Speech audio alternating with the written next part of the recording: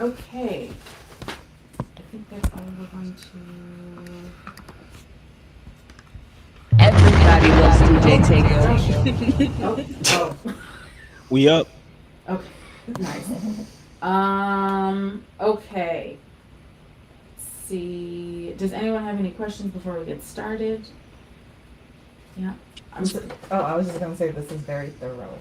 Well, yeah. That doesn't sound like Jackie. Not at all. No. Little Luna. I like crash coursing before, even though I've seen the movie and I know. Like Luna, even listen.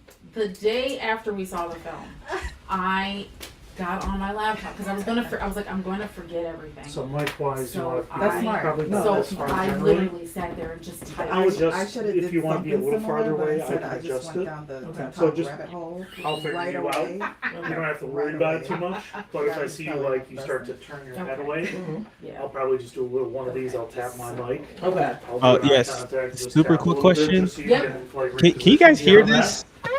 Like, seems like you got a good value. Okay, y'all can hear So that. not Okay, too I bad. will not do that a lot, And but I have samples. Did you need If everyone anything? has some like a banger of a segment, I'm gonna hit the bass drop. Just let me know. I'll be like, yeah. Not okay. You're gonna be. I'll have to tell Kristen not to do any sounds during the actual recording. I'm kidding. Nah, I'll do it for part 2 if there's a part 2. For part 2. Okay, cool. We got it for part 2. Yes, because we're getting into a lot of history. Yeah. So if you do a sound, it's almost as if we're not taking it seriously. Nah, I hear you. Yeah. So because there is a lot to this.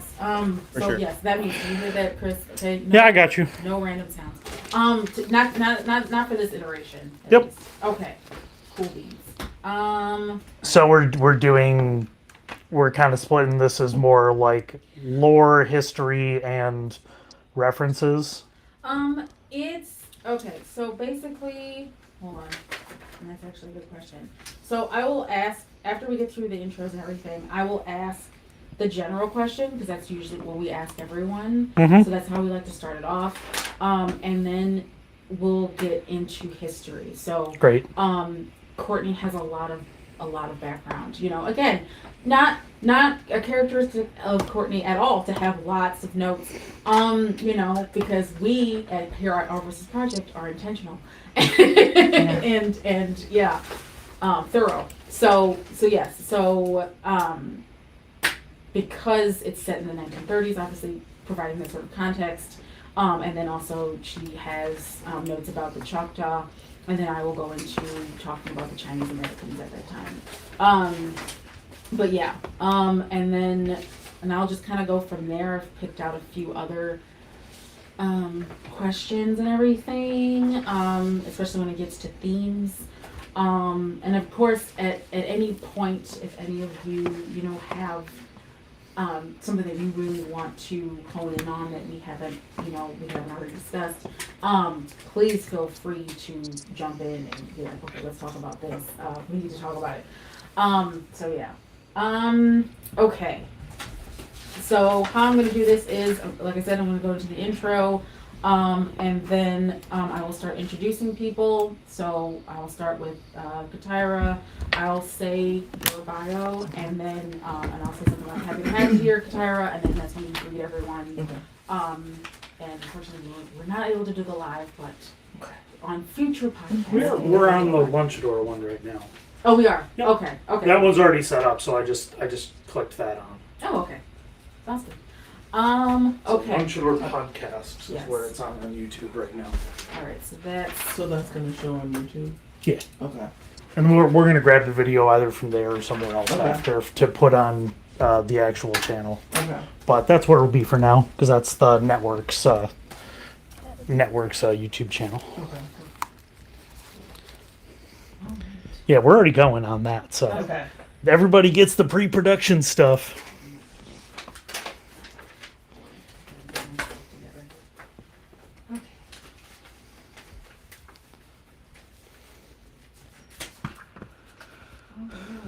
Well, you call it when you're ready, and I will start the audio recording.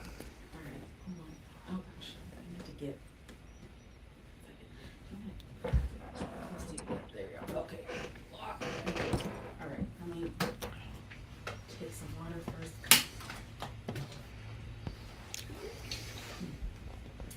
A lot of talking time. Okay. Mm-hmm.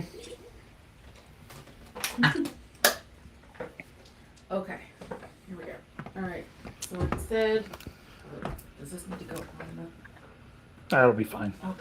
Don't worry about it. Okay. I'm trying to reach. All right. Here Well, we go. I'm going to count you in if you're ready to roll. Yep, I'm just gonna make sure I don't have any of these things. Cell phone is on silent. Yeah, just make sure it's not on a cable because I'll hear the data. Yes. You know what? That's what I got. Yeah, it can be near, but it just can't be on. You can actually hear the data clicks, which is kind of fun. Oh. Oh no. Technology. Yeah. For real. Okay. Cool. All right. Yep. As ready as you're going to be. Yep. All right. So I'm going to count you in. As soon as you got your stuff set. Yep. Okay. Here we go. All right.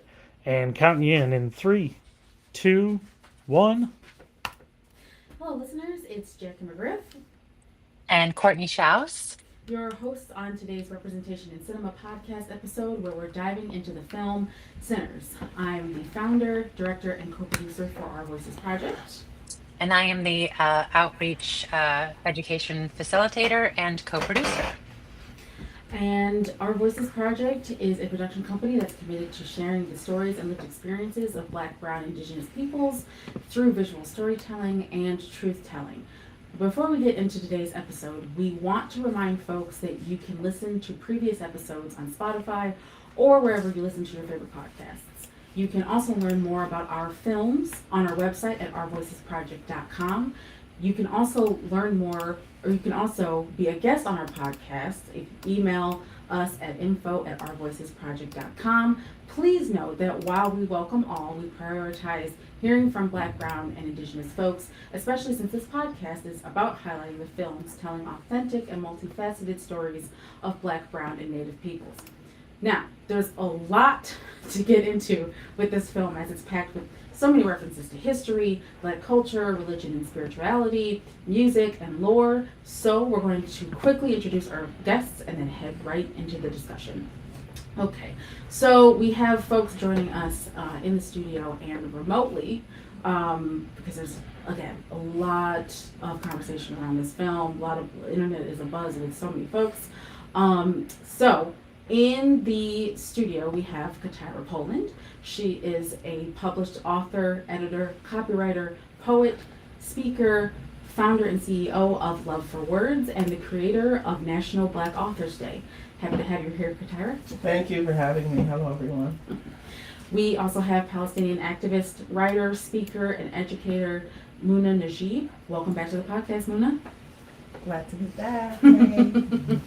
Joining us remotely is DJ Tego, a Raleigh-based DJ, my bad, who seeks to bring community together through music and dance, blended with collective education rooted in history and liberation-based politics.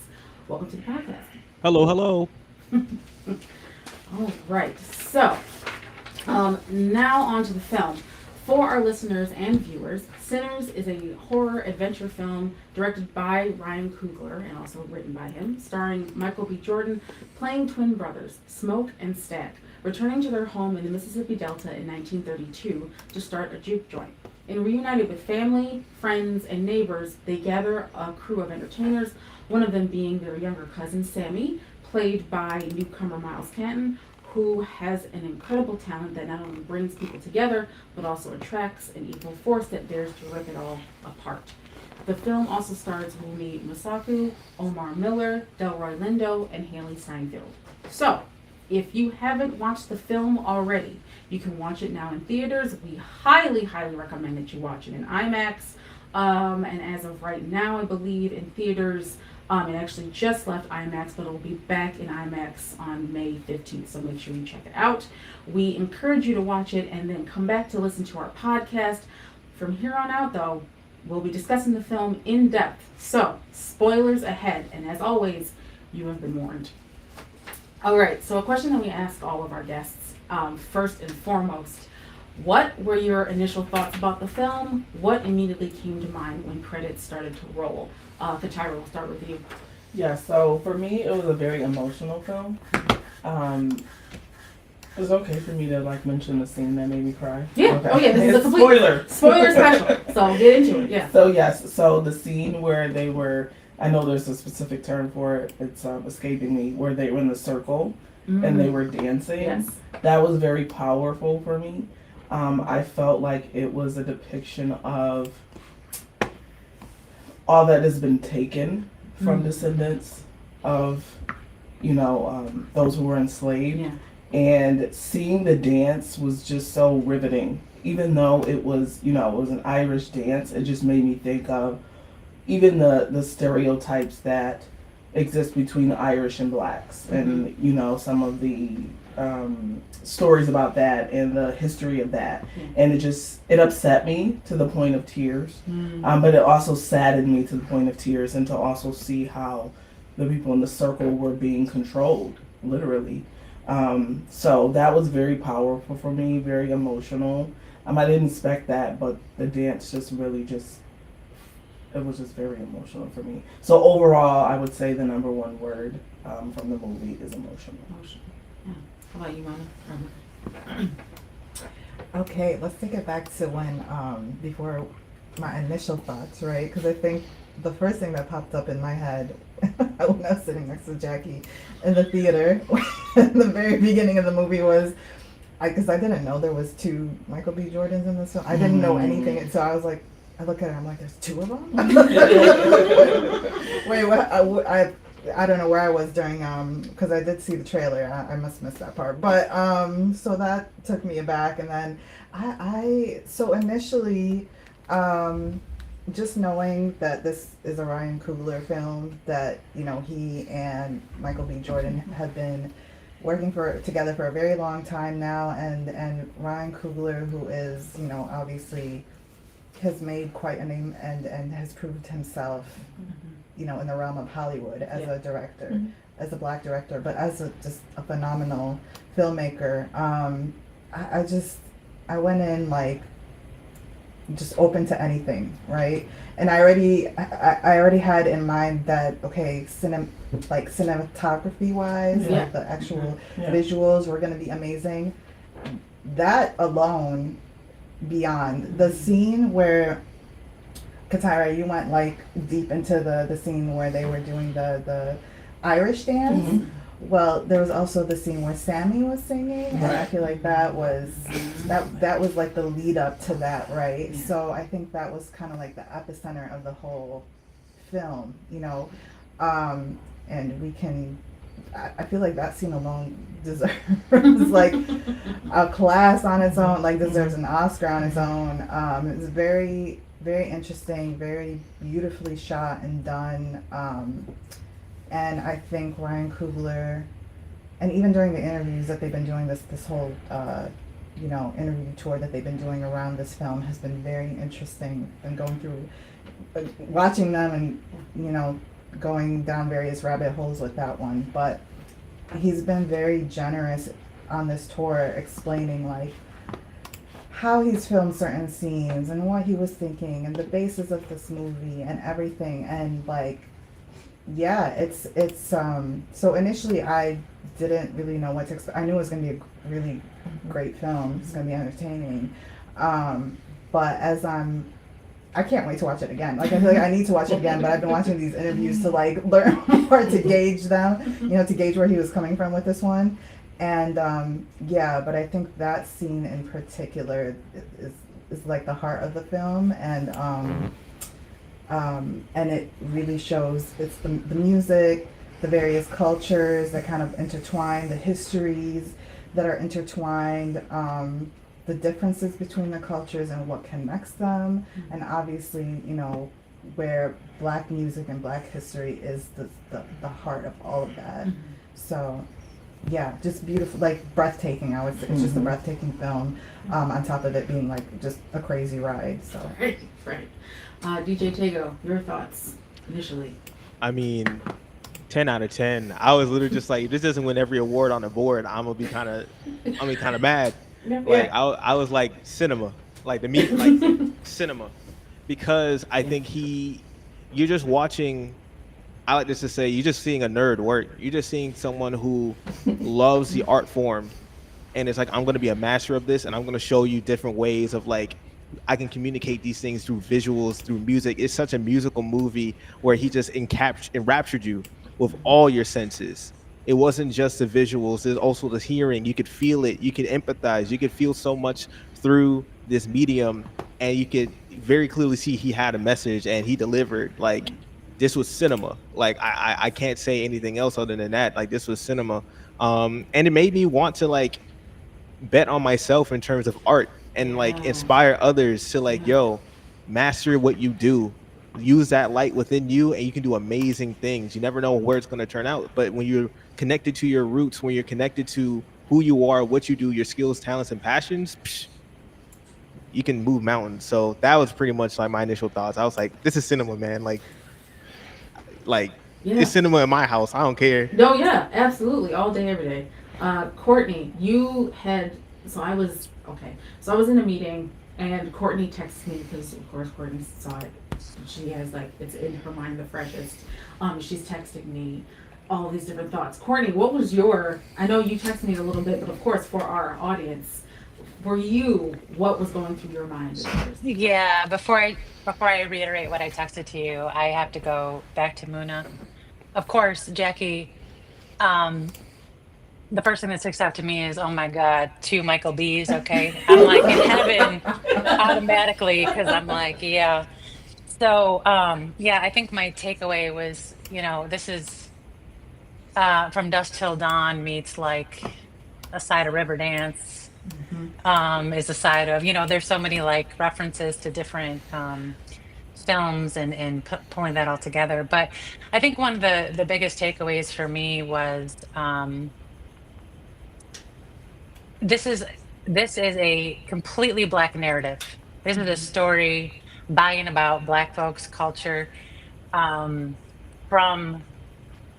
that narrative, from that place, it is not white centered, it is Black centered all the way. And so what I really appreciate about this film is that there are so many nuances that if you don't listen, or if you don't know, you're not going to catch. So what I mean by that is there is no time to explain, and it's not happening for your education.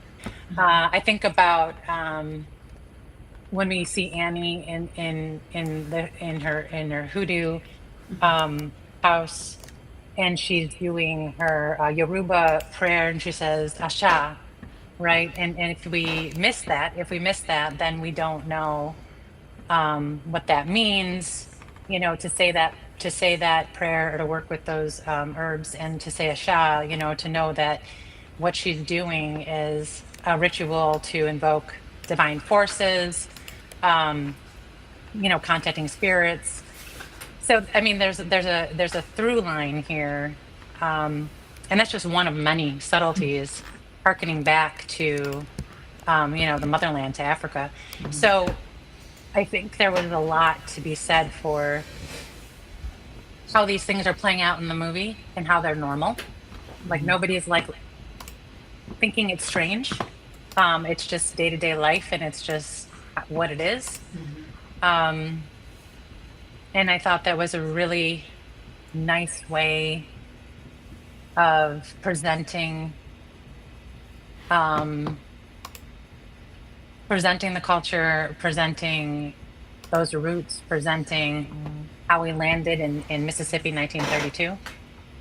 And so I was really greatly very, very much appreciative of that. Yeah. So. It definitely resonates with everything that everyone's been saying, especially like right after the film. And I kind of just was sitting there as the credits are rolling, and I'm letting things kind of wash over me. Because for me, my as far as like processing a movie, I would definitely sit there, and of course, because I knew there was going to be like a mid-credit scene, there was going to be an end-credit scene. But I still like to, even if it doesn't, I still like to sit there and kind of just think think through it, let it marinate, but then I need to talk about it immediately. And I just remember like sitting there and going, there's no, like, how to see something, first of all, original, from a black filmmaker, to know that there's so many narratives, right, that don't get the funding, that aren't pushed, that people kind of push off to the side. Watching that as a black filmmaker, knowing how hard it is, even for people who are A-listers.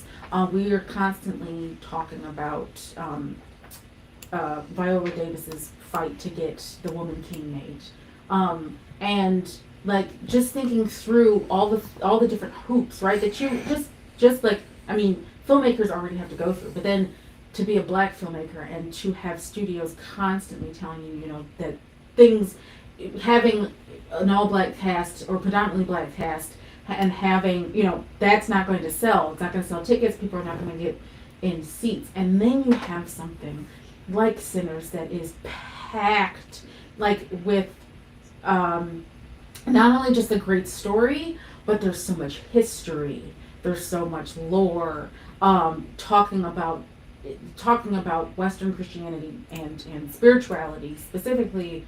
There's just so many things in this. Thinking through the symbols, like I said, like Ryan Coogler is such a master, and only having made, right, like I was like, the first thing I saw by him was Fruitvale Station, and just seeing the storyline, it's the storytelling there, combined of course with Michael B. Jordan's acting abilities, and you know, like coming out of Sinners, I was just like, basically, yeah, what DJ, you know, Taylor was saying about it being cinema. Like, it's everything that I love about films. It's everything that, you know, I got into filmmaking in the first place. It's everything. It points to everything and every reason as to why I got into filmmaking in the first place. It's definitely a film that packs a punch, several punches.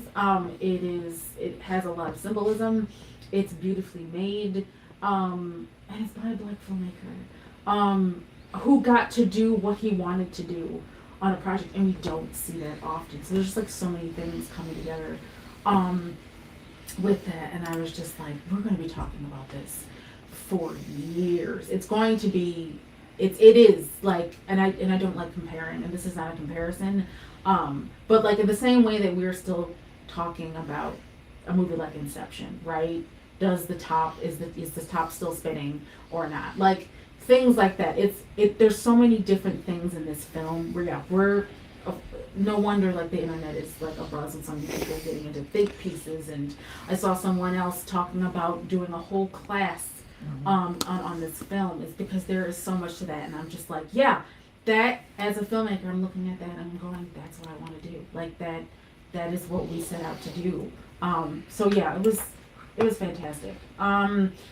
So I mentioned history before, and speaking, and of course, because with our Voices Project, there's always some sort of educational component, but also like, how can you not with Sinners, with it being set in Mississippi, right, during Jim Crow, and so I really wanted to get into the history first, and then of course the many other scenes, you know, that all of you talked about. We're definitely going to be getting into that a little later. But the first question that I had, and then Courtney, if you want to kind of start us into this, because again, digging into the history, this is where it gets, you know, this is where I really want us to start. Is so Sinners, like I said, is set in the 1930s, or 1932 specifically, when many Southern black folks had to work as sharecroppers to survive.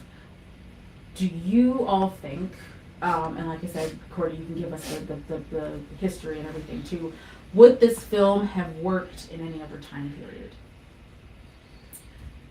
All right. Yeah. Yeah. So if Do you want to you want me to weigh in now, or do you want me to? go, Do you want to leave it open? We can leave it. We can certainly leave it open. I know, yeah, that you had like some notes just giving context to the history, but yeah, we can have. Here, well, why don't we do this? DJ Tao, I'll start with, or Tago, Tago, sorry. You I can just call will- me Tego. Tago, okay. Yeah. Yeah, I will start with you. Do you think, because I also saw you shaking your head. You're like, Yeah. would this film have worked in any other time period? No, I think he like mechanically he structured it in such a way that like all the events happen for a reason. All the characters are the way they are for a reason.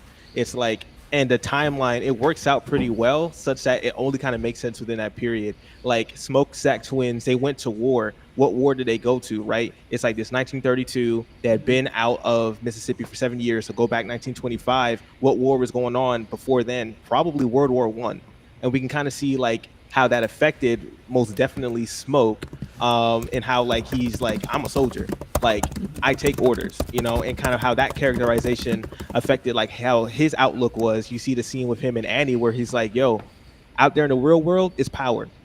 Out there is about what you can take, what you can break." And everything. Of course, his upbringing as well was Stack, but there are also other elements, like for instance, their time in Chicago when this is 1932, so we're seeing that prohibition, which ended in 1933 or 1933. We're kind of seeing like, okay, there's also that added pressure of like prohibition is probably on the way out. The mob, Irish mob and Italian mafia activity, that like St. Valentine's Day massacre and everything, right? Like, there's probably added pressure to come back to Mississippi, not just because of the kind of breadcrumbs that they might have played them to get out of Dodge like that, but because with prohibition ending, sale of alcohol was probably going to become legalized. The amount of money it would be able to make on the black market with it was probably going away anyway. So it's like, okay, let's get out of Dodge, make what we can down here. So it's like all those historical points kind of come together where it's like this makes sense for them to do what they did, especially with like the coinciding with like the Great Migration, with Jim Crow, with the Great Depression. Yeah. 19 like just getting into swing because it's 1932 that ended in 1939, which is like another kind of like pressure around everything, how that affects the political economy and how folks were used for labor, and most definitely with sharecropping, but also convict leasing. Like we saw the scene where they're driving past, there were Lindo characters, Delta Slim, driving past the folks that he was like part of that convict leasing gang with, where in the middle of this scheme with sharecropping where you lease the land but you still don't own it and you're still kind of working these conditions, you also have folks who have been incarcerated and are again more or less functionally enslaved. And it's like that dichotomy where it's like not dichotomy but like that through line of like folks don't own anything in this environment, like truly own it. Kind of just adds to the impact of this juke joint is something we own, and it kind of just like tightens the story up. So all these things come together at this specific time. I'm like historical materialist in that way. I'm like, it happened for this reason because of this time. There's no other way to tell this story because of like it just couldn't have happened any other way. So like most definitely there's no other way it could have happened outside of like this period. Thank you for that. Yeah. Anyone have anything to add they'd like to add? I guess I'll jump in. So as far as like having a general like knowledge of the history, of course, like growing up, we know about the Jim Crow era and especially down south and slavery of certain times and everything that happened at certain points, what we were taught, what we weren't taught. But with this film, again, so here's the thing. I'm gonna take it. I'm probably always gonna take it back to Mr. Ryan Coogler, because why did he make this particular film, which I had no knowledge of anything of his life personally, whatever. I just knew he was a filmmaker, and he's originally from Oakland.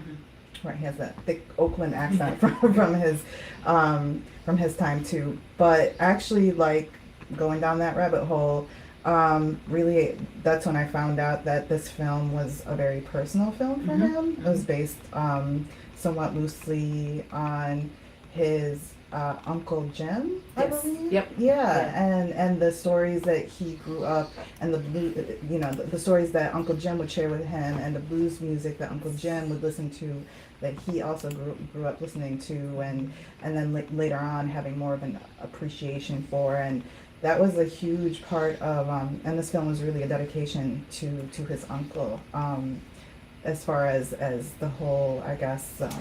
I think he was saying something to this. So I was watching an interview where he's talking about this, and he's saying how when he went away to school, like when he's in film school, and he's away from his family, he's missing a lot of things because of school, right? Like marriages, funerals, like all these different things. And so here is his uncle who's passing away, who's dying, and he's missing out on having those connections. So this like this leads into like a depression, and he's listening to a lot of the blues that his uncle connected him to.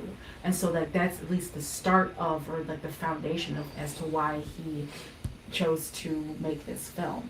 Yeah, So, yeah. and that makes, I mean, that makes sense, and it makes the film even more poignant, I think, for me, the fact that there was such a personal connection there for him. So there's absolutely that history of the Mississippi South, Yeah. 100%, which I think many other, Black filmmakers could have made a very similar, similar-ish type of idea of a film kind of like this, and, okay, you can throw in the vampires, but I think with Ryan Coogler, because of that personal connection, there's just a different sort of essence there. And yeah, so I'm just going to read a little bit about, there's a small article about that specifically, if I can Yeah, just like, absolutely. so like most reviews and articles about Sinners set in 1932 Mississippi and featuring some nefarious vampires ascending on a local juke joint owned by brothers Smoke and Stack, mention how it's also an exploration of why many, like Coogler's uncle and grandfather, fled Mississippi. That aspect is certainly present in the film. Sinners does not shy away from the hardships of cotton picking, Klan-invested rural Mississippi, but that was not at the soul of his uncle's stories, nor was it what was on Coogler's mind as his mourning ritual morphed into this new artistic undertaking. So, yeah, I don't know. It just gives it.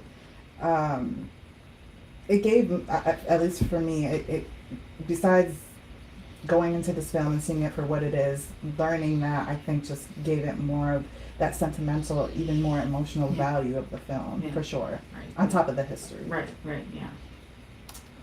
Can I, Yeah. can I build on that, Jackie? Yeah, absolutely. So, really building on what Tego had to say, obviously the setting is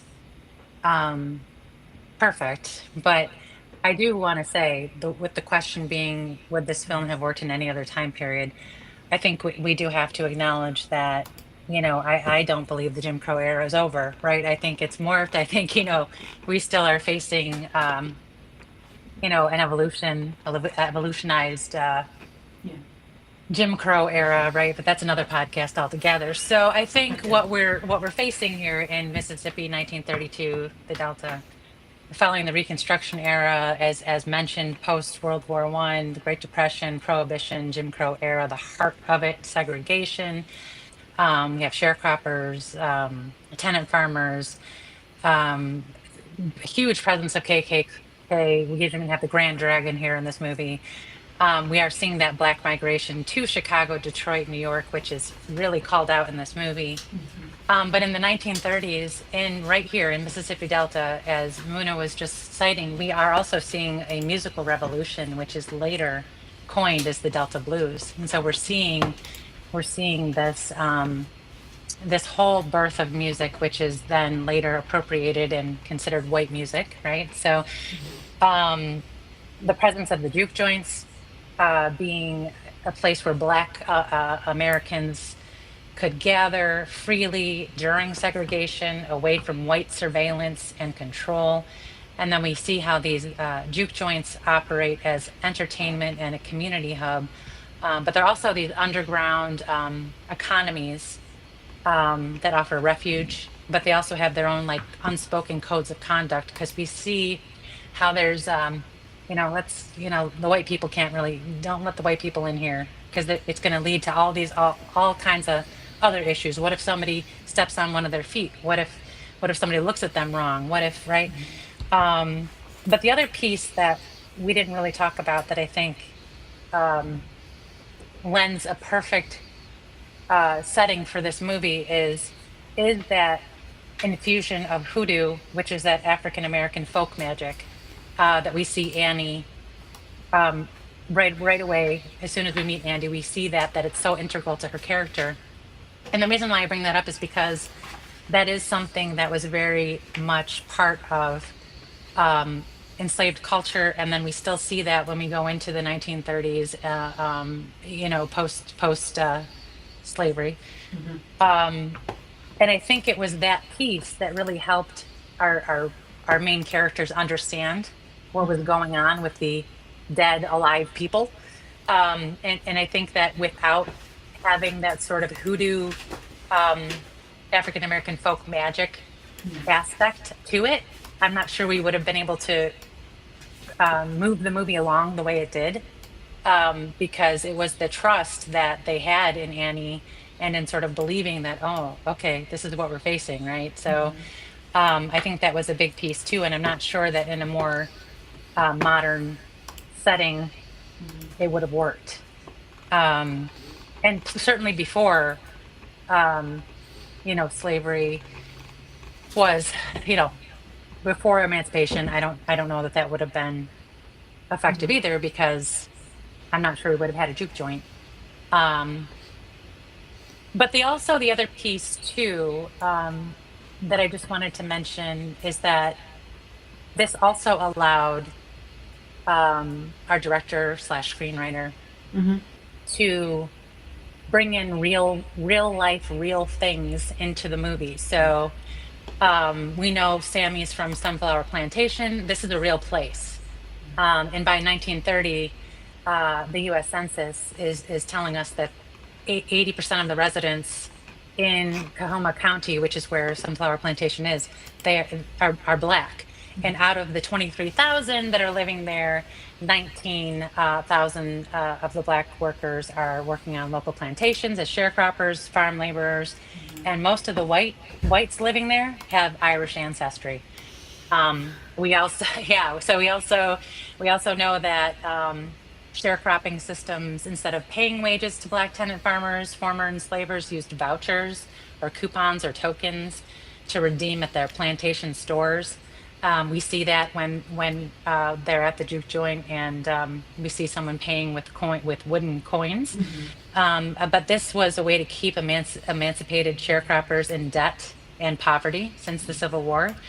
And then, of course, we do see culture vultures. We see that, with Remick as our antagonist. He appears on the scene. There's vultures circling overhead, and he plays the banjo. And the banjo, if you didn't know, is an instrument that originated in Western Africa, but it is also a uniquely Black African instrument. In the early 1900s, we see Irish Americans begin appropriating banjo into their rhythms. And then also, Tego, I think we're right on the same track here, because we do see that reference to the Gandy dancers, which are the railroad workers who used traditional Black music and blues to keep the rhythm while laying the railroad tracks. Well, another fact is that Irish men were often charged with leading the railroad crews, made up of Black men who were subjected to the convict leasing system. So another opportunity for appropriation. If you bear with me, I've got a couple more facts that I think are really interesting. Okay. There's like I said, there's so much history. There's so much that I know that the term haint was used quite a bit in the movie, and I'm not sure if that's a widespread term that we all understand. I did not. I did have to research this. Paint blue is referred to as a range of pale blue-green colors that remind us of the water or the sky. And this color was used to paint the porch ceilings of homes in the Deep South. But the origin of haint, it means haunt, and it refers to ghosts or evil spirits. And the word haint comes from the Gula, which is people who were descended from Central and West African enslaved people who settled in Georgia and South Carolina. But the belief was that haints were, they walked the earth. So they were evil spirits that walked the earth.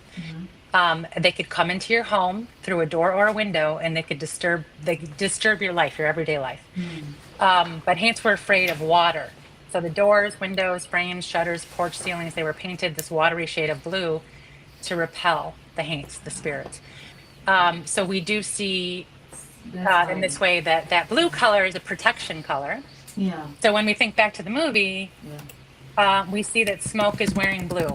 We see that Annie's dressed as blue. We see that the hoodoo shop is draped in light blues and greens. And That's then right. finally, Yeah. I got one more. I got one more. No, you're right. and No, I- I was gonna say something about Hank. I was actually gonna Yeah, say something go about for it. it. Well, Yeah. because that's why, like Annie, while she's trying to assess, okay, what is it that we're dealing with here right now? There's a little bit of a hesitation, and why she's kind of like looking at, I think it's Omar's, it's Cornbread. Like she's trying to ascertain, like, as to, okay, are we dealing with a Haint? Right, and he doesn't come in. He's asking Yes. to be invited in. So she's kind of trying to make that assessment. Like, okay, I know it's something like spiritual. What is it exactly that we're dealing with? So that's there was that insight because I was like looking at that. I was like, girl, I need you to figure out this is a vampire, please. So like during that scene, and she kept saying Haint, and I had no idea. I don't know if the rest of you knew. Yeah. What Haint was, but I was like, I'm gonna have to look this up because I'm not gonna bring out my phone in the theater because I'm not one of those people. Yes, the small screen, and I'm like, listen, you can look it up afterwards.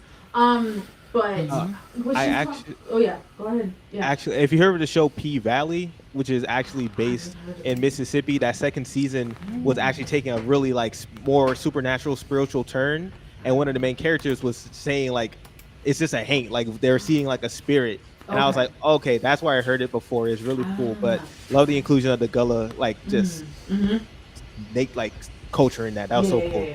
Yeah. And that's exactly, Tego. But I thought, what, just the depth of brilliance, as a screenwriter, and then to be able to have the vision of your writing on the screen. But as a side note, and the way that Annie does try to figure that out, because in a way, you can see where these vampires could be Haints, right? But they don't exactly follow the lore, the African lore. This one, though, I think is going to kind of blow everybody's mind a little bit, and it kind of goes in line with periods in the movie where we transcend time, where especially like the being in the juke joint and having the presence of the music that transcends generations. There are Emmett Till references in this film. So for the sake of the podcast and for our listeners who might not know, Emmett Till was a 14-year-old African-American boy who was lynched in Mississippi in 1955 after being accused of offending a white woman named Carolyn Bryant. His body was recovered from the Tallahatchie River, tied to a fan from a cotton gin.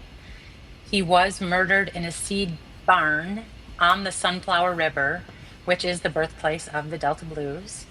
And after he died, his blood was cleaned up off of the floor 2 times.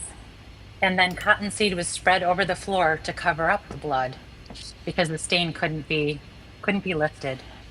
And so in the film, when the twins make the transaction with the Grand Dragon, they ask Hogwood, why did he wash the floor? They asked him, was the floor washed? Why did you wash the floor? And then the brothers note that they are buying the barn, the land, and the gin, and everything else.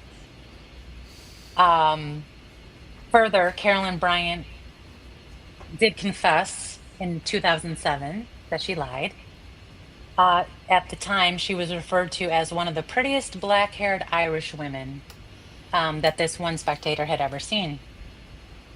Now, we did know the truth in 1955 because a community of black sharecroppers protected Till's family and black journalists who investigated the lynching.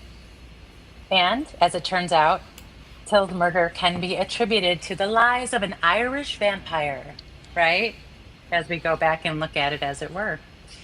So I think this kind of speaks to the way, Kugler sort of dives into the truth telling and the ugly, ugly history Yeah. of Mississippi Delta, um, even if it's transcending 1932. Um, and those are some of the key takeaways that we see, I believe, um, when we're looking at what that time period holds for us Mm-hmm. and how it works so seamlessly, to bring us into that belief that these vampires are also feasible. I think it was very believable that because we've created an environment where we've got the magic Yeah. working for us, we've got they're very much the belief systems of the people involved, Yeah. um, coupled by all of the oppression and the folks that are existing within these systems naturally and organically. Um, I thought it was a perfect setting. I really did. Yeah. And with that, and we'll get in a little bit more into like some more of the history later on, because I really want to talk about, you mentioned magic, so I really want to talk about the scene. And y'all know what scene I'm talking about. The scene in the juke joint, where we're seeing all of, again, because of Sammy's gift. And let me just say, like, first of all, that Miles Canton, that's his first role. That's his first role. It's actually her, so the singer, her, who convinced him to audition. He was on tour with her, opening for her, and she convinced him to audition for that role. And I'm telling you, like, that was that was the best advice, because he's just this incredible singer, this incredible actor. I'm just like, you know, like, they're going, oh my gosh, this is a newcomer. Jackie, but did he's he put play in the all guitar things. too? Did he Yeah, play the he guitar? learned it did? for the part. Wow. He Yeah, learned it for the great. part. He's Yeah. gonna be great. He's He's going to be great. So, Mhm. so speaking about that moment, so I really just want to go around the table and really, and also I think Tego, you had some things that you wanted to share specifically about that moment, just as a, you know, as a DJ, as somebody, you know, in that industry. Yeah.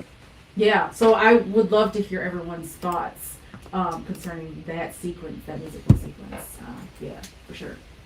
Tego, I'll start with you. Cool. Yeah, so like I was going online just trying to figure out, like, is there a list of all the musical genres and stuff that was included, and there's like nearly like 20, no, like over 10. So you have Mississippi blues, rock and roll, turntablism, hip hop, ragtime, traditional West African music, trap, G-funk, rap, Beijing opera, like traditional East African music, rhythms and blues, jazz and funk. So you see this through line through so many like diverse branches that are able to come together at the trunk.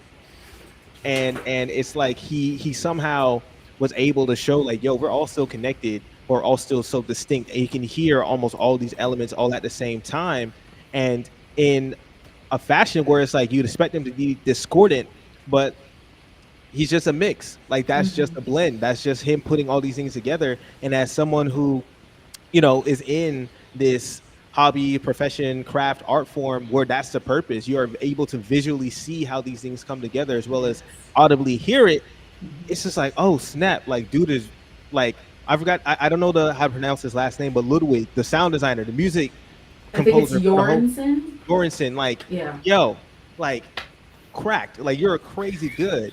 But like on some real stuff, it's so amazing to be able to see that and hear that at the same time. And the way, again, he manipulated film to turn that scene into a music video of sorts and widen up the film. So it's like you're just seeing your jaw drops and your eyes widen as the field wide. It's just like, oh my God, like literally just blows your mind.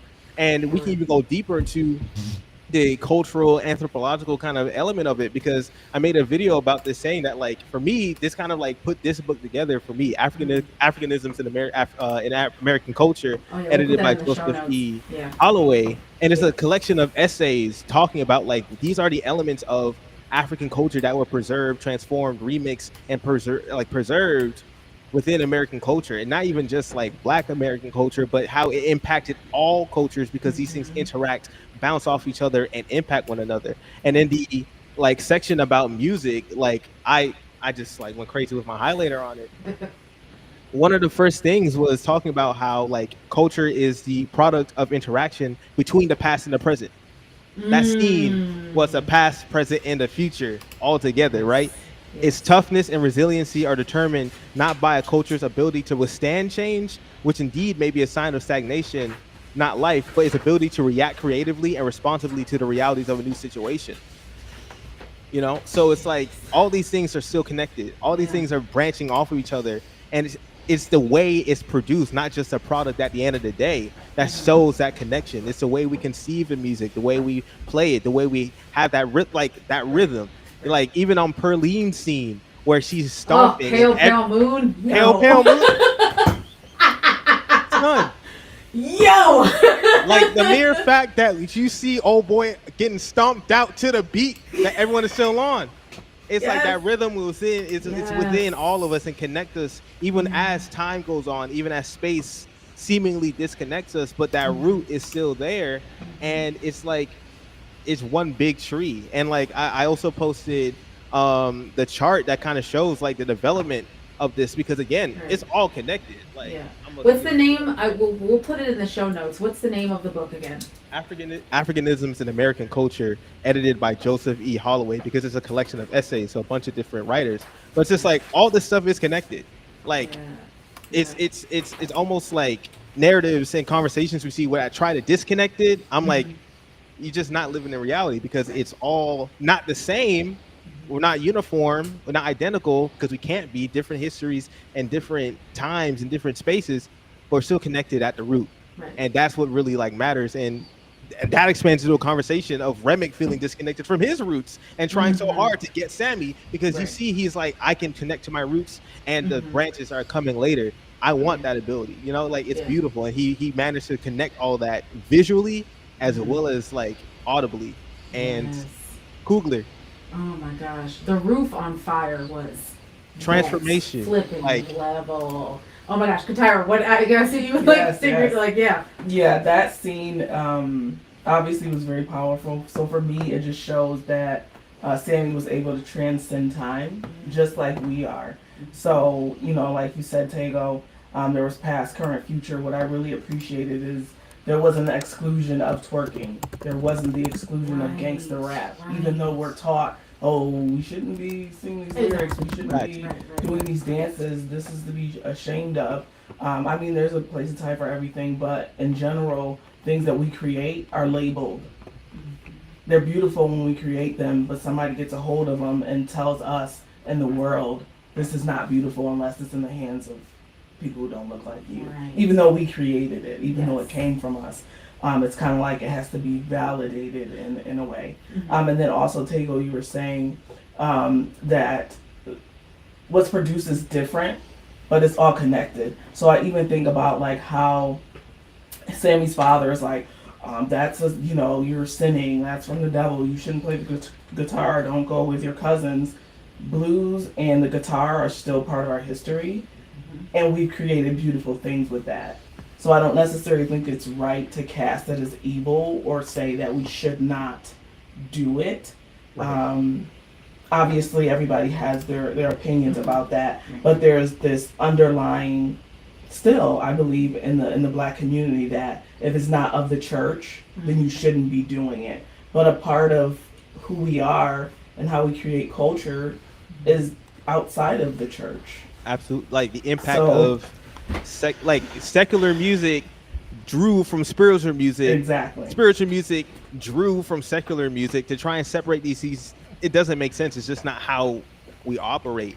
Like, no. And you can also see it in dance too. Like I don't know how to pronounce it. I hope folks who are from this region, I think of the Ivory Coast, the Zhao Li of the Guro tribe, the one who's like in the whole edifice, like the mask and everything, and like that footwork. And then you see the scene turn, you see like a dancer who like hip hop kind of, I think it was like crumping or something, also kind of reminisce like a little bit of the moves too. It's just like, yo, it's been passed down and preserved. It's been passed down and preserved and remixed to the new and the old. Like it's beautiful. Katira, to go back to something you said that I think is very telling and meaningful, going back to one of my original comments too is that the movie is told from that black narrative, right? So that piece inside the juke joint, the roof is on fire, and we're seeing the past and present and current state, and we're seeing it all. It is unapologetically blackness. Like that's what that is, and it nobody there is no permission needed, right? Like there is nothing but black joy, and that is what to me that is what that scene emanated, right? It's not about um any surveillance. There's no permission. It's not about anything except living out what's innate to where you came from, and honoring that. And I think one of the things that's interesting is I noticed right away we have Mary in the juke joint. She's biracial, but she's the only. She's Octoroon. Yeah, Octoroon. Yeah. So we gotta, because we gotta talk about the one drop rule because we're Okay, we'll go back to that, but let me just make this one point. It's 1932. Right. Yeah. Well, she's right. So they think they consider her They consider her like black, right? 'Cause it's on the drop passing. roll. I guess is that yeah, passing. Yeah. But she's like an eighth. Right. Okay, before we get into that one though, the interesting thing is the only ancestor that didn't show up was white. There was no white people. There was no white ancestor in that room. So even if we're gonna say she's not black, then even more so, there was no white ancestor that showed up in that room. And I wasn't sure then if that was because that's an acknowledgement of the appropriation that happened around, that happens Right. around taking that music or taking that ancestry. Yeah. Because the piece too, when I was doing some research, we do see Remick out in the yard, and we do hear them doing what we think is an Irish jig. The dancing is Irish, but what I read, and I don't know if this is true, is that all of the music, however, was black music. So I don't think what they were singing was Irish music, even though they were dancing to it. Well, no, there was definitely because he was singing an Irish folk song. Was Yeah. it? Okay. Yes. There's a, it's a, oh gosh, I forgot. I have it written down somewhere. But because it's been all over TikTok. And I can't get it out of my head. Yeah. But I'm like, okay, guys, this has been, and it's just hilarious because I'm like, that tune has been in other films. Like where I first heard it was like Sherlock Holmes or something. And but the fact that it's, because it's so prevalent, like in the film, it's all over TikTok. And Well, it is. I was just wondering. So, was it two different? Because the scene when Mary comes out to the vampires, yeah, they're singing a song. and they're that- singing a song. That's Yeah, also a that- folk song. Yes, Yeah. it's a well-known. Okay. It's actually a really nice, well-known Irish folk song as It's well. because I know there's Will Ye Go Lassie Yes, Go, and then there's Rocky Road to Dublin. Okay. Mm. So those are So they were definitely Irish. Yeah. Folk songs. Oh yeah, they're definitely Irish folk songs. Yeah. And also a brief note, tying in to what we're talking about, the heritage of the character, the heritage of Mary's character is also, they're integrating the heritage of Haley Steinfeld. So that is her heritage as well. She's also Octoroon. Yes. Yeah. So Yeah. it's not just the character, they're actually integrating her background and putting that as part of the story and telling, bringing that in as part of it. And it's integrating her history as well as in that too, Yeah. which is kind of interesting. Well, Remick is the actual character. He is fully Irish. So Is he was raised in England, but he identifies more with his Derbyshire Okay. heritage, so his Irish heritage. Okay. So, because Jack O'Connell, who's the actor, talks a lot about how happy he was to be in the film where he's fully celebrating like his Irish heritage. As a vampire. Well, as a vampire, right? As a vampire, but he gets to sing and dance and Right. and it so. Okay. I'm fascinated by the way when all of this is going between, because I do want to circle back to that scene again because gosh, listening to all of you. And then I have free notes about that. Yes, go.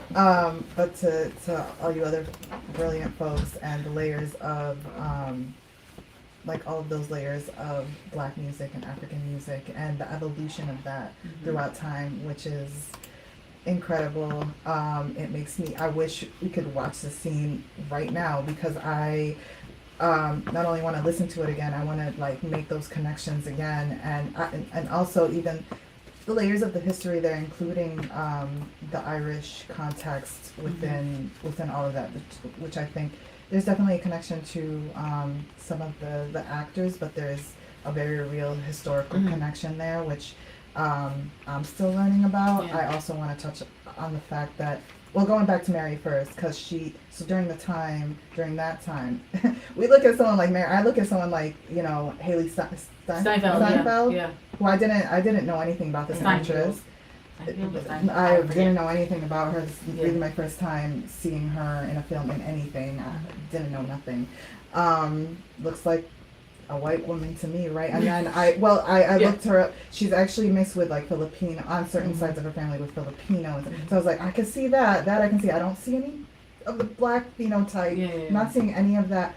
But again, Jackie, to what you were saying, because of the whole one drop rule, specifically during that time, she would have been, yes, very much passing, but had she been found out, she would have been lynched. Right, yeah. Whereas today, that's just not the case. She's a white woman. Right. You know, she's a white woman in every context, especially now. But during the time, at that setting, and they call, you know, and they know her. They grew up with her. The characters grew up with Mary. Right. So they call it. She's family. Yeah. She's family. They say Yeah. she's family. This is. You know, Right, because he's from. This is one of the more funny moments where he's like, "Well, how did she get in?" Yeah, they're like, she's with us. You know her. We don't know you. You know, white man. Where'd you come from? Yeah, so that's really, you know, and they have every right to have their guard up and everything. So, in context to Mary, I think that's important to highlight, because had she been found out at the time, then she would have been killed most likely. But also back to that scene, because there was all the layers, which is fascinating. But then there was like also the Chinese dancers and the Chinese characters that was also part of that too, which I was taken aback. I was like, oh, okay, this is I We can get into the history of that. I don't know. I was just like, okay, Mr. Coogler, this is very interesting. And then, going into the more present, I guess, like, styles of dance and music and things like that. And then we also see that, obviously, at the, you know, later on, more at the end of the film, when we see Stack and Mary in their 90s get up, talking to Sammy and things like that. That was I like that. That was wild. It gave me a little Spike Lee kind of vibes with that one. But so I just kind of wanted, because I think there's even more layers to that scene that could really be touched upon. Yeah, for me, that scene, like it was just like I had my jaw was to the floor. I was like looking at this scene, and of course, like as she's saying, you know, it connects us to both the past, and then when she says the future, you know, in comes like the hip hop and everything, and then I hear, for me, like the way that I almost like started to break down was like I hearing a guitar riff, because one of the genres that comes from Black folks, right, is rock, and like growing up and being into rock and being told that well that's you're less Black because you love rock, and although I didn't know it at the time that that rock comes from us as well, like to hear that in a film and have that be acknowledged, like I was just like so moved by that. And then of course, like you're also watching, again, you're watching the camera just pan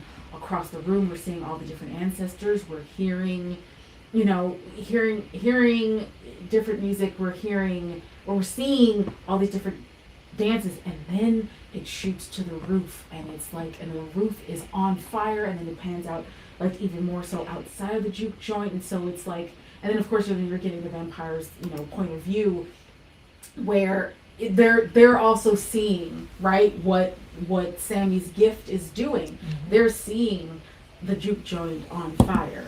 And of course it's symbolic, but at the same time it's just it's incredible, like what Jago said, like that cinema, right? Like that right there is why, like, one of the many reasons why I became a filmmaker. Like, you can do so much in this medium, and it's beautiful, and he's saying so many things in this one scene. It was just so well done, so well shot. It took a couple of days, I believe, for them to shoot that entire thing, but they practiced it before they shot it. And also, like, the different, and I won't go too much in the weeds here because I am a tech nerd, and so we could probably do a podcast just on the tech alone. But the way in which it's shot, to make it more of an immersive experience for people, it was shot on an IMAX camera and a Panasonic, which is like the widest aspect ratio that you can get while watching a film. And then but then also having it shot on an IMAX camera gives you more of the actual picture. So I just thought that was interesting. But then also too, to go back to, so I think Katara, you had mentioned it first, was about like how in church, secular music is labeled as devil music. Well, Ryan Coogler had a note about that. So in an interview, he talks about how it was all about money, because it was labeled as devil's music because those same people who would go to the juke joint the night before would show up on Sunday and wouldn't have money to give to the offering. Oh. Yeah. That's crazy. Yo, I was like, I screamed when I heard that. I'm like, yo. That makes so much sense. That's crazy. Close the door, ushers. Ushers, close the door. Close the Ushers, door. Usher, close the door. Okay, so for those of you who are not familiar, so I'm Ushers, close the referencing. door. Okay, so Marvin Sapp, who is he's a mega church pastor. Just go watch. Please go find the video because it is insane. Basically, he's giving the altar call, and so he's like asking people to give offering. And so, of course, offering is supposed to be something that's freely given, not something that's forced upon people. So he tells people, no, we're going to, get whatever he's trying to get, whatever 40K. money, 40K. Okay, 40K. 40K is crazy. 40K, and he's telling the ushers to close the door so that no one leaves. Then comes back and says after, right, the internet blew him up and like basically dragged him. He was like, oh no, but then like anyone could just leave. And I'm like, then why would you close the door? That doesn't make sense. So yeah, so this whole thing about like it being devil's music and the fact that it's because they didn't have money left to give the offering was, it was a lot. it was a lot to get. And I forgot what the other note I had. Just specifically about that scene, but I just thought that was interesting. Kind of like sticking on that point about sort of like that contradiction within the church, or like what is seen as holy versus what's labeled as devilish and everything. Yeah. I found it visually interesting, I think, when Sammy's dad was kind of telling him like, hey, you're going to be attracting the devil with that music. You better be careful or whatever. And I was kind of like, his eyes looked like really shine, like looked funny. And on my second watching, I was kind of like, it kind of, not to say that the dad was a vampire, but I feel like there's like a specific lighting choice, or I might be bugging, where it's just like, okay, you kind of got that glow in your eyes a little bit too. So is that kind of him, like Coogler kind of saying like, hey man, no, go ahead. we got Yeah. we got stuff going on in the church as well. Let's not all be like everything is 100% wholly upright within these structures as well, because how many people have experiences where it's just like, all right, like, Right. Katara, I know you were. I was gonna say I thought that Perlene also had the look in her eye when she was performing on the stage. I kind of got that from her. And then of course when she didn't want to She didn't eat the garlic. I was like, the way that we were all yelling in the theater, like, girl, just eat it, or do we have a problem? and then the other connection I was thinking about is like the snake. Yes. Like, 'cause Mhm. snakes can have that kind of glare to their eye. Mhm. So, I know one of the questions was about foreshadowing that, and Yeah. I would say yes to Yeah. that. I'm sorry to skip ahead. No, you're okay. You're okay. But it made me think about the venom of snakes and the venom of vampires. So I definitely think that was a Mm. foreshadowing. And And the then bite. also, Yeah. that was the scene where I think it was Smoke said, Sammy watch Stack's Yeah. back because he don't know how to watch his own back. Right, right. And that made me think about his connection to Mary, and essentially she's the one who killed him, even though that was like someone he loved, someone Yeah. who loved him. So I think the snake was foreshadowing for Yeah. many things. In the Yeah. movie. Yeah. Katira, what yeah. do you think about so since we started talking about the secular music and the role of Christianity, I think what's interesting to bring up too is that I mean Africans were not Christian. I mean that's something that colonialism did, right? And so in that way it was forced assimilation, Mhm. which is interesting because there is that theme too. Um, do you think there was some conscious commentary there? I Like, definitely. Oh, go ahead. no, yeah, please. I was gonna say I definitely think that was intentional. Mhm. So even Mhm. like when Sammy started praying, they started praying with him. I Yes, was like, yes, we don't yes. care. We know the prayer too. Yeah. Yeah. Because It they was got a part of they the- got that through colonization. Right. Yeah. So yeah, it was a part of the plan to keep them. Oppressed. I guess yeah, Yeah. oppressed. That's what it is. So I definitely think that was intentional to answer that question. There's. And I there's- think there's oh. you have the juxtaposition of Christianity, and then you have Annie, right? Who's Right. showing us that you have that African, but who It- saved them? Annie saved them, right? It's not. It wasn't the preacher. Well, So okay. No, that's Go ahead. true. Go ahead. That is Go ahead, true. Jake. Yeah. I was going to say because oh gosh, there's so many different things, and I was like, I just want to make sure we're also not missing this because with symbols, right? When you guys were talking earlier, just like a few months ago about, when we're talking about close the doors and everything like that, and how Christianity, sort of like operates in this whole. We're supposed to be serving the people, but really, like, there's all these like different things around, especially American Christianity. So someone brought it to my attention. The first scene when we're seeing Sammy driving into, what the scene that will be repeated later when he's arriving at the church and he opens the doors. Now my thought process is like if you see someone bloodied and beaten at your door and your first response is to use it as part of your sermon, That's nuts. that's kind of crazy. And then someone, now the thing that someone brought to my attention was, do you remember like the flashes, like in the beginning, there were flashes of scenes? Mhm. So at that same point, a flash happens, and that flash is Remick. So it's comparing the pastor to Remick in that situation. They're two sides of the same coin. Yep. And I just thought I was like, I forgot about the flashes. Because I was like trying to make, because it's my first time watching it. And so I'm like, wait, what's the random like flash that we're getting in the beginning? Yeah. Oh, I was just gonna mention, going back to hoodoo and voodoo, Mhm. that those were villainized. Mm-hmm. Yeah.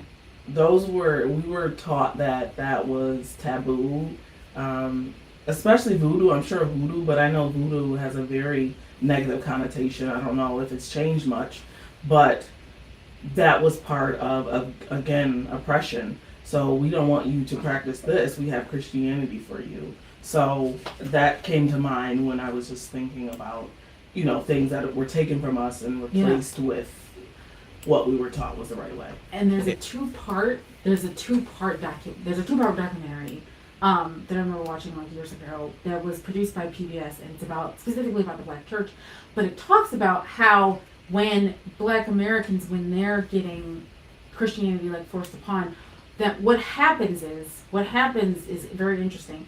There's the mix of those same practices, the African practices, with Christianity, which is how Right. you get like something like in gospel with the Yep. call and response, Mhm. Yep. and then yep, the way yep, that yep, they're yep. praising, right? Yep. That's Yep. how you get gospel. So it's just this very interesting thing of like, as it's being demonized, as it's, being, told that this is paganism, this is, all these things, right? What happens though out of that is you're getting gospel, something that is, right, is like about praising God, but at the same time though, the roots of it are in African spiritual practices. Right. So I just thought that, and I'm saying this as a Christian, like that Same. I thought was very, I thought that was very interesting. So Yeah. that was my other note about it. Yeah. No, that's that's definitely something brought up in this book again. It's like no one came as a blank slate. Like these things again were mixed together, remixed, and turned into the things we see today. Like there's a reason why those runs and like those musical scores in the church, the ones that can literally just like they're about to go crazy on it, and you're gonna have a praise break for like 10 minutes straight. For real. It's like there's a reason you don't see that in other churches. Like You go to the white church, they're not doing that. I'm telling you that right now. like it's not the same. What are you Like, trying to say about the Catholics?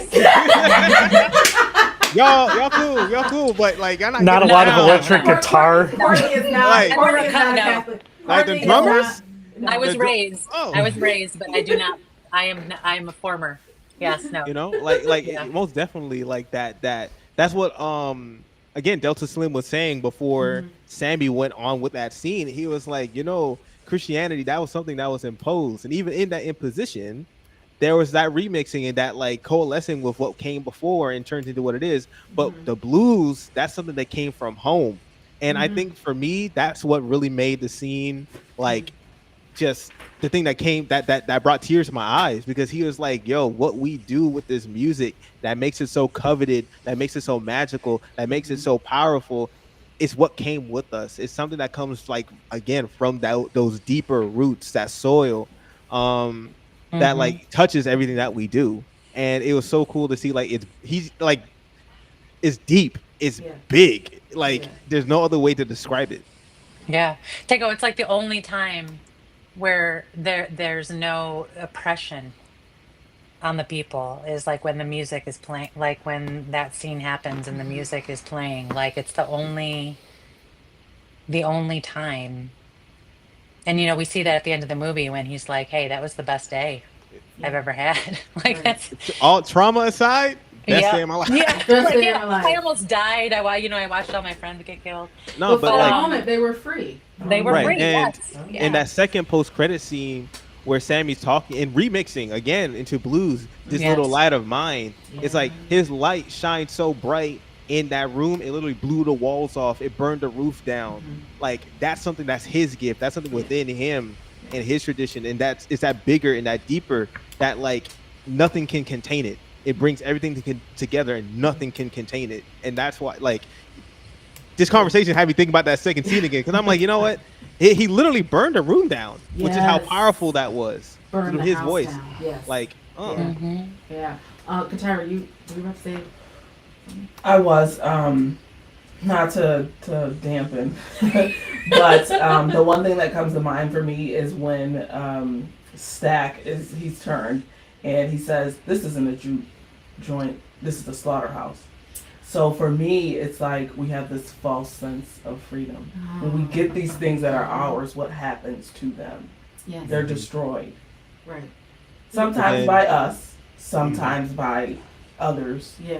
but it's still a false sense of like, yeah, we had it good for about 30 minutes, Yeah. but Katira, it's not destroyed by blackness. It's destroyed by white supremacy. And I think that was also a current that runs through the movie too. Like we are all suffering under white supremacy, white, black, Chinese, it doesn't matter. We are all suffering. So there was a part of me that did feel for Remick, even though he did have ulterior motives. Yeah. There was definitely a piece where he had also experienced some sort of oppression, whether this is over in his motherland or other things. But there's this through line where nobody's benefiting under the system. I mean, Can I- yeah, go for it. I Go. just want to Yeah. no. I'm really so deep in thought with all of this because I think Ooh, I think I'm kind of coming to this realization, speaking on the layers and I think colonialism is definitely part of that, what you're touching on, Courtney. But the theme of being saved, especially in this film, and what is it that does save them? Because I think Katara? Katara. Katara. 100% when you were talking about Annie? Yeah. Sorry, who the voodoo? Oh, Annie. Yeah, Annie. Yeah. Annie, yep. Because Annie absolutely is the one who is trying, and the most successfully trying to save them, right? She's the one who figures out that it is vampires that is attacking them, that is they're turning into vampires. She's the one who knew exactly what they needed: the garlic, the silver, the steaks, whatever it was. I mean, you could tell she was the most spiritually in tune person there. Besides, we gotta talk about the Choctaw who Yo! Right.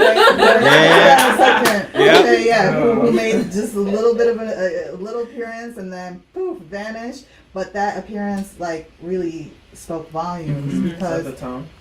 it really did set the tone. And who were the characters, the people that I think really knew best as to what evil was encroaching, no matter the I guess the intent or why this evil was there. Because I think Courtney, you're right. Remick definitely had. If you want, he had alternative motives, and also I guess if you want to add the layer of like a sympathetic villain and why, that sort of thing, because the Irish were also, historically were colonized by the British and dealt with that, and so there's definitely that connection as well. But yeah, this idea of what does it mean to be saved, and I think that scene where we're seeing Sammy and Remick, and he's kind of like killing him, baptizing him. I don't know. Right. Yeah, dark back and baptism. forth. What is that? Yeah. It was so funny because there are some folks on my second viewing who were like, "Oh my God, you had to say the Lord's Prayer," and then Sammy started saying the Lord's Prayer, and they're like, "Yeah, you got it. That's how you do it." And then Remick started saying it, and it was quiet. Like, oh, and then like the dark baptism, and I was like, oh, like this. It was like, oh my God. Like it was crazy with like just the conversation around this type of stuff about like, but oh man, like I can't even articulate it. Yeah. Also, side note: who doesn't want to see the Choctaw Vampire Hunters movie? Yeah, need a prequel. It's gonna be so good. Who doesn't want to see that? Give me 3. Let me direct. No, I'm kidding. I just want. Don't kid. Yeah, we will. No. I first of all, the fact that Remick's entrance into the film is literally coming like he's coming from above, like into frame, and he's running from them. So I'm like, what were the Choctaw doing for you to be running like this? It was the sunlight too. Well, it was the sunlight too, right? But also like he's right. He's still. If they catch me, I'm cooked. Right, literally. Yeah. Literally. So that's why I'm like, I need a prequel. Okay, I need the Choctaw Vampire Hunters. I need to know. But also, I did have a question, and I know Courtney has the answer to this. With seeing the Choctaw, I did for a moment because I remember talking to Muna about this after the film. Was like, why is it? I mean, we're all here for Indigenous representation. Let's go. But why did we only see them for a short period of time? And Courtney actually has It's funny you should ask that question. Also, I do want to point out that, and I know Katira, you pointed out that hoodoo and voodoo was villainized, and hoodoo as it got intermixed and intermingled was made up of not just an African origin but also a Native American origin. So there was a lot of mixing and mingling there.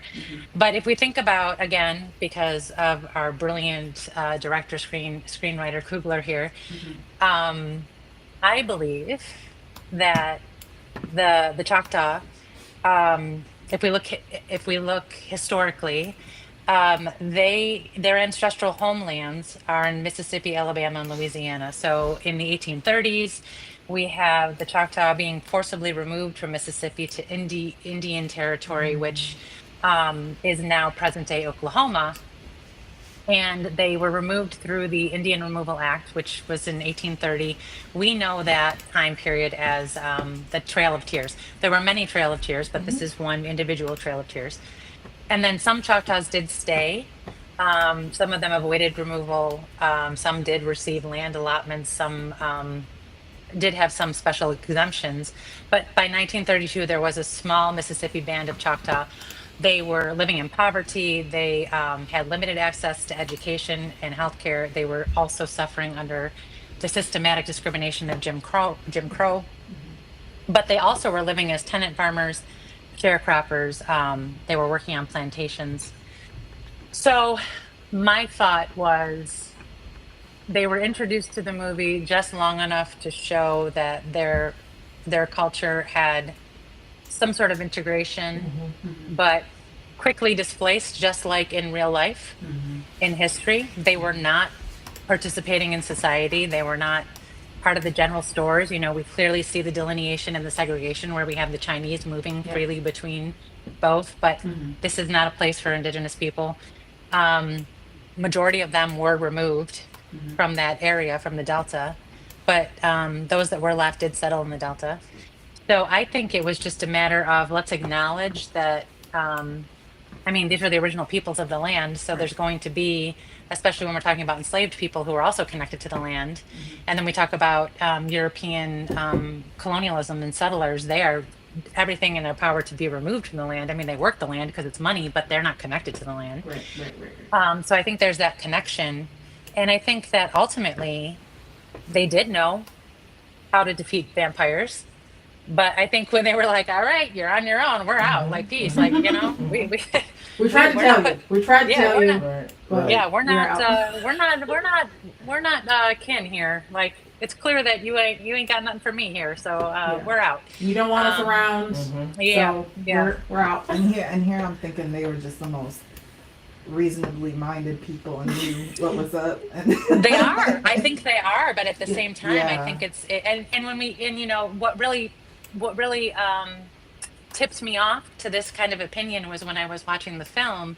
We see the white woman when Remick lands on the door. I'm getting chased by Indians. She's like, well, there's no Indians here. There haven't been Indians here forever. Like, right? So, you know, she kind of tips us off to that time period. Like, why would you be why are you being chased by Indians? Why are Indians chasing you? And so, you know, it just kind of sets the stage for, you know, this historical accuracy that I'm just really loving in this film. That, again, makes us really able to believe what we're seeing. So that's kind of where I was going with that hypothesis. Yeah. just real quick, Ryan Coogler, that does not mean we still want that indigenous vampire. Yeah, we need Right, that. we need that. We need that. Please. You know, Okay. Listen, If you ever did, you know, For real. That's all. looking good. Yes, seriously, I need the Choctaw Vampire movie now. Okay, so I think what we're going to have to do is obviously make a part 2 because we gotta. I think we're already in 2 parts. I mean, this is going so well. I No. love this. No, listen, there are so many things that we did not get to. 7 hours. Right, This exactly. movie. Right, exactly. We didn't get to first of all, Grace. That whole scene Yes. with Grace, we didn't get to. I mean, of course, and also talking about the Chinese American Right. presence in the Mississippi Delta. I mean, there's so much that's in this film. So I mean, the Robert Johnson myth. Oh yes. It's like such a core of the story. The whole Robert Johnson myth too. Okay, someone explain to me what that is. Yeah. Yeah. So Robert Johnson, he was a musician. I think it was guitar, right? Obviously. Yeah, Yeah, good yeah. talk. So he wasn't very good at it naturally. Okay.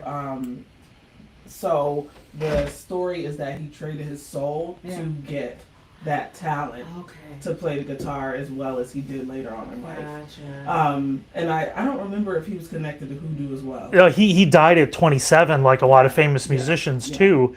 So it's like part of the core of the story is like Sammy's kind of the Robert Johnson stand-in, Okay. and it is like that's a whole thing, and that's kind of the core of like that angle of the story, Yeah. which is like that's a great one to dive into later too, especially somebody that knows that part of the music well.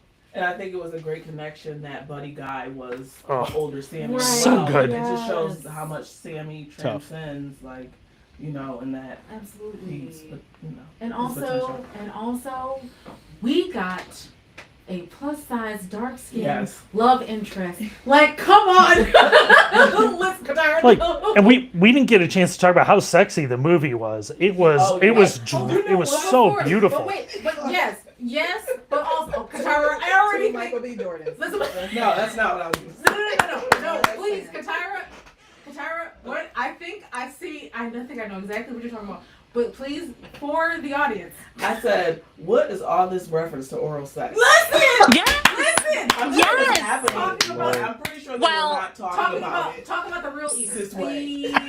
You know what? I had a theory. What is that about? Katara, I had a theory on that.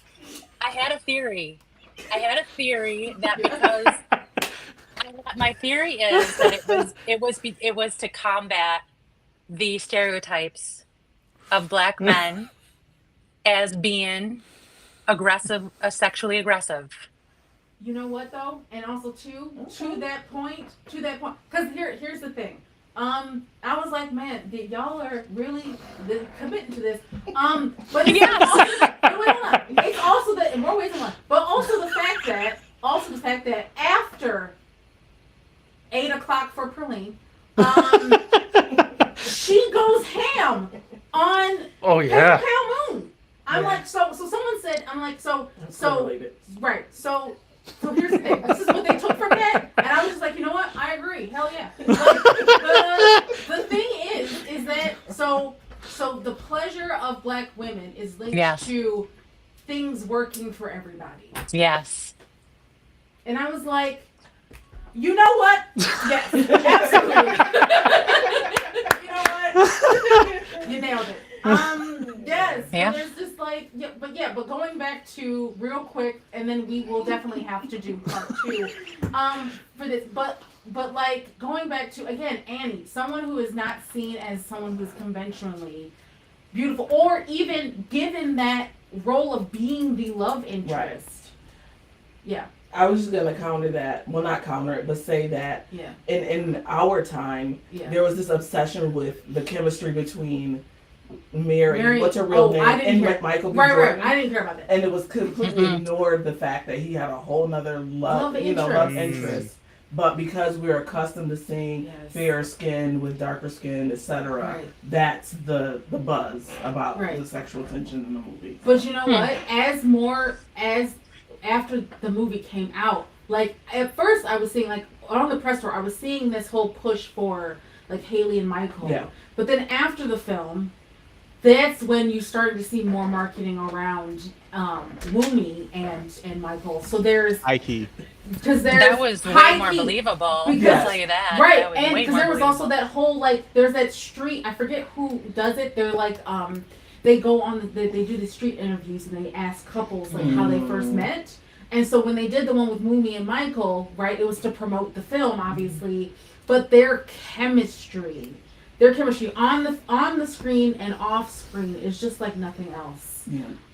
Yeah. I was just also going to point out Perlene. I think her real Yeah. name is Jamie. Yes, even Jamie. her. Like, Even when her. she came on screen at first, I was like, "Who is this?" Right. I was like, "She's I mean, gorgeous. the Yes. the fire that they brought on the screen was just like it was magnetic. Mhm. Every moment they were on the screen is like Yeah. you just can't tear your eyes away from them. Yeah. Right, Yeah. right. Pearline, yeah. She's also someone who is. I mean, she is gorgeous. Mhm. She's somebody who, again, right, given how movies have been, right, that's usually the person that is often seen like as the traditional, love interest. But then we have someone like Annie. Like I was just like so like excited about that.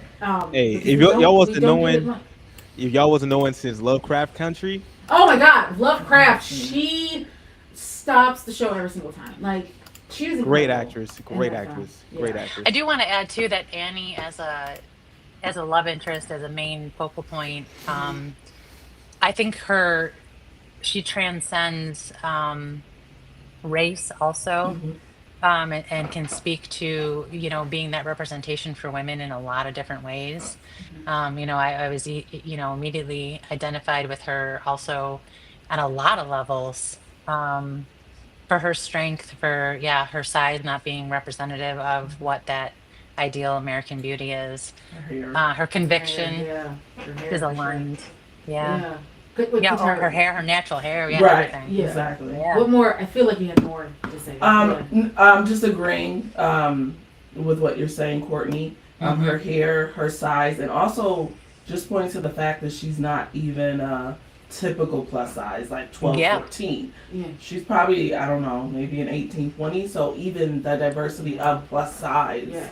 Yep. she's on a different spectrum. Yes.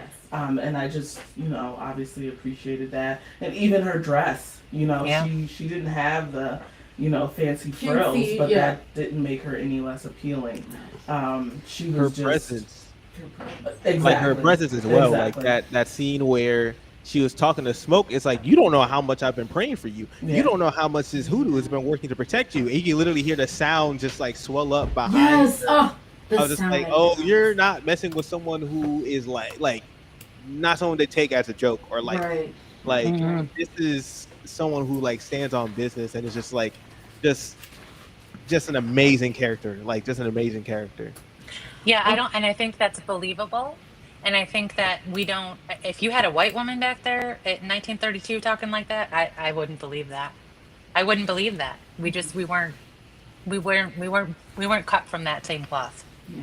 I would not believe that. Just putting it out there. Anyone else have any other quick thoughts before we wrap? And because I would love to see you for part 2, because there's so much of this film. Part 3, Um, part 4. No, By the just time part we 2. get it Just out. part 2. Like At two. that point, it becomes just it. Yeah. Extra No. long. Yeah. Yeah, we got to start with why this movie Oh. is so sexy. We got to start right there, and Oh, yeah. right into Yeah. it. But I besides I think and we gotta also, we haven't touched upon like the whole idea of what makes a vampire film, right? Because the Yeah. traditional vampire film, and why vampires are usually sexy, I guess, in their own way, and what makes this film a sort of a different vampire Watch film. Interview with the Vampire. y'all. Yeah, the- Interview for The Vampire. series. The series. The series goated. Go. Yeah, and I would love Yes. to touch upon actually more of the romantic these relationships between Stack and Mary, Yeah. and then Smoke and Annie, Yeah. because they're both really powerful and interesting in their own ways. Yes. Which is so, and it's just it boggles the mind that it's like this one actor playing these two characters, Yes. with these two different, very different women, Incredible. and what they kind of represent in this film, and the vulnerability behind all of that. So Okay, so real quick, shout outs for everyone. Do you have any shout outs, any upcoming projects, events, anything like that? Of course, we will put all this information in the show notes for our listeners and viewers to be able to access later on to support you. But so we will start with Tego. Do you have any upcoming events, projects, anything like that? Or where people can Upcoming find you? events and projects. I mean, hit me up on IG at DJTAGOE. Same way on TikTok. I'm in the planning phase right now, but hopefully this summer is going to be a time. Going to be burning burning the roof down and my own type of stuff. Yes. So in due time, this movie definitely reinvigorated me in my artistry. So hopefully, shout out Kugler. Shout out Kugler. Yes, absolutely. Katara. Yes. So I am an essayist for the In This Moment Woo! chapbook. So the launch takes place on May 19th. I'm the essayist for Christopher Coles. He is he's an interpreter, has the highest licensure you can possibly have as an ASL interpreter. But that is the 19th at 6:30 at George Eastman Museum. And I'm also co-hosting a masterclass, Write, Edit, Publish, for those of you looking to publish a book on June 7th at 1 p.m. And that is Zoom. You can visit my website at love4words.com for more information. Awesome. Where can they find you on social? Oh, at Katira Poland on Instagram. I'm the only Katira Poland on LinkedIn, so you can find me there. Also, Katira Poland on Facebook, and I have a Love for Words business page on LinkedIn and also on Facebook. Awesome. And Muna. Let's see. I guess I'll plug that the Encampments film is going to be shown tomorrow at the Little Theater.